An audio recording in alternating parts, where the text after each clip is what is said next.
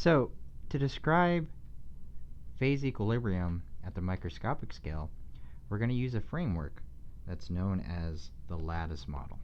And so using this lattice model, we're going to try to describe the transition between the liquid and gas phases. And so with the lattice model, really the way to think about it is you could just think about it as, a sort of checker or chessboard pattern here. And so if we're just thinking about it in 2 dimensions, with the lattice model already here, what we're dealing with is going to be some n amount of molecules where there's some v number of slots available for molecules.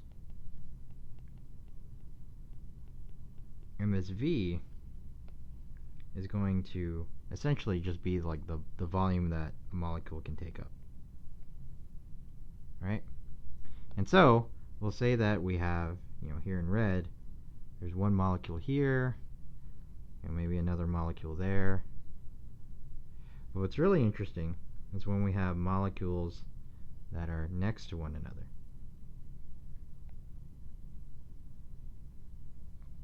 Okay? And so if we have molecules that are next to one another, in the lattice model, that would mean that they have the ability to interact with one another. So I'll put interactions here in blue.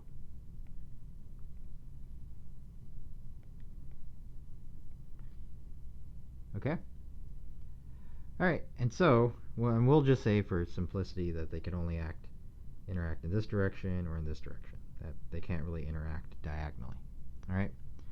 Alright, in any case, because they can only interact in these 4 directions, we're going to define what's known as a coordination number.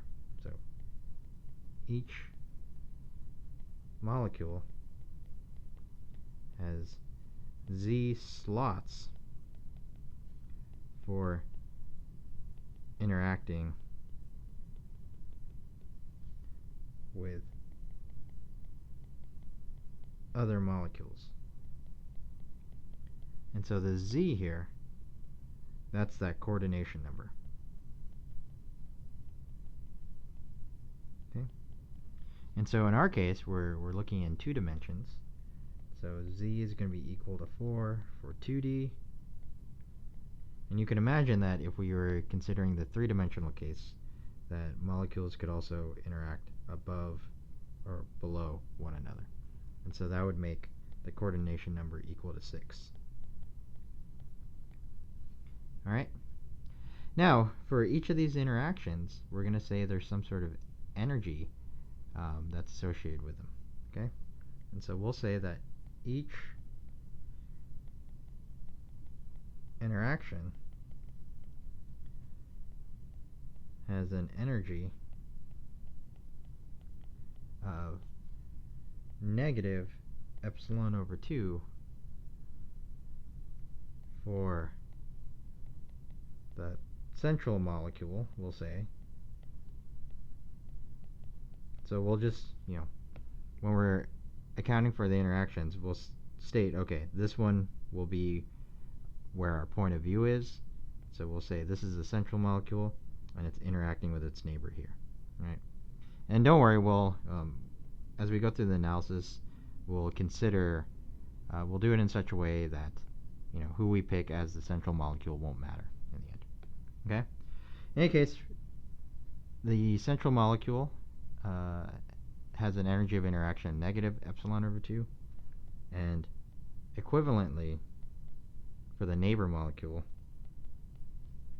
there's also the same sort of energy benefit. Okay? Alright, so those are the sort of roles or the assumptions of the lattice model. Okay? And so with this idea of the lattice model on hand, what we're going to do now is we're going to estimate the internal energy of each individual molecule. Okay? And so, for each molecule, right, we want to just consider the internal energy associated with it. And so for each molecule, just to a first approximation, we could say that the internal energy of it is going to be negative 1/2 times epsilon, right? That's the number of, that's the energy it has per bond with each neighbor, times the number of neighbor molecules it has. Okay? All right, and so we could estimate the number of neighbors it has by z, which is the number of possible slots that neighbors can go into, so 4 for 2 dimensions. And then we got to multiply that by the concentration of neighbors that it actually has, right? And so for this, we're just going to use the sort of average concentration. So that's going to be the number of molecules in a particular unit volume divided by volume. Okay? All right, and so yeah, so that tells you there's this many molecules, and we know that there's this many slots available for molecules. And so this kind of gives us a concentration here, right? All right, and so we could also think, since we could think of it as a concentration, we could also refer to this as a sort of density, right? And so the internal energy for an individual molecule can be estimated by this sort of relationship. So that's for the individual molecule. If we now consider the total system internal energy, that's just going to be the number of molecules times the internal energy per molecule. And so we'll just have negative 1/2 epsilon times z times n squared now, because we're multiplying it by another n, times v. Okay? And then what I'll do here is I'm just going to multiply this by v over v, right? So multiplying it by 1. But by doing that, we can now have n squared divided by v squared, right? And so that will give us negative 1/2 epsilon z rho squared v. Okay? All right, and so according to the lattice model, we could estimate the internal energy for the entire system just based on this fairly straightforward expression. And it makes sense, especially the rho squared term, because for binary interactions, you need 2 molecules to interact. And so it makes sense that, since this accounts for the concentration, that because 2 molecules are needed, you're essentially multiplying like the multiplicities.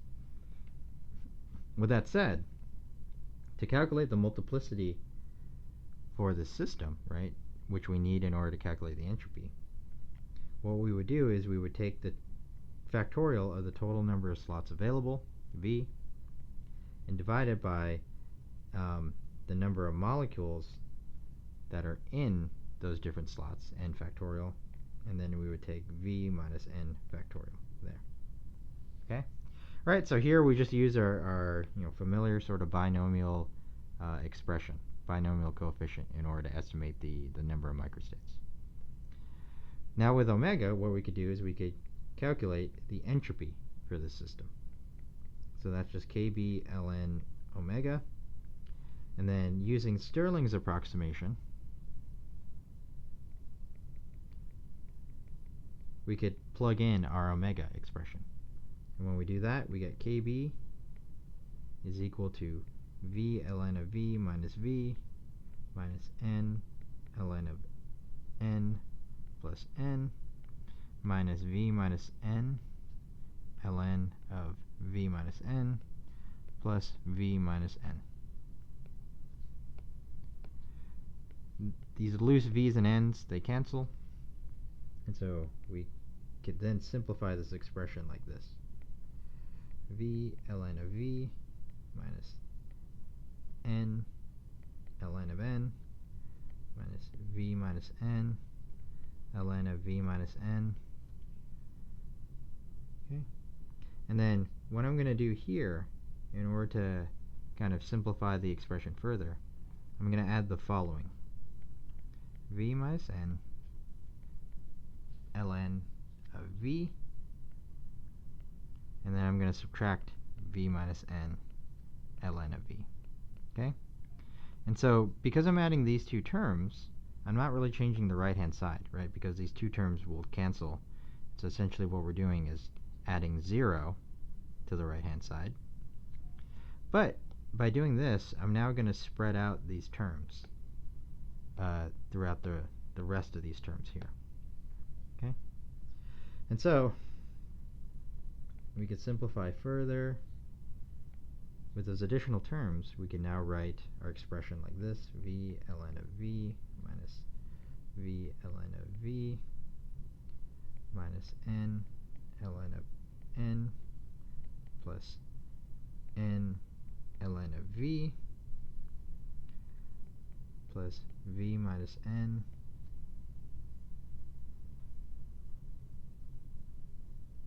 times ln of v over v minus n. Okay? Alright, so by distributing across these things, I can now cancel this out. And then I could rewrite our expression like this. We now have n ln of v over n plus v minus n ln of v over v minus n. And then what I'll do here is I'll factor out a negative sign. Okay?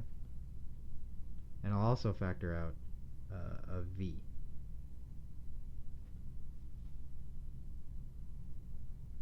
Okay? And I'm just doing that. I'm factoring out the negative sign so that I could flip the natural logs here. So what I get is this: n over v ln of n over v plus v minus n divided by v ln of v minus n divided by v. And the reason for doing that is because, as you could recognize, I now have a bunch of n over v terms, which we defined earlier as rho, the density. And so, in the end, I could describe the entropy for the lattice model like this.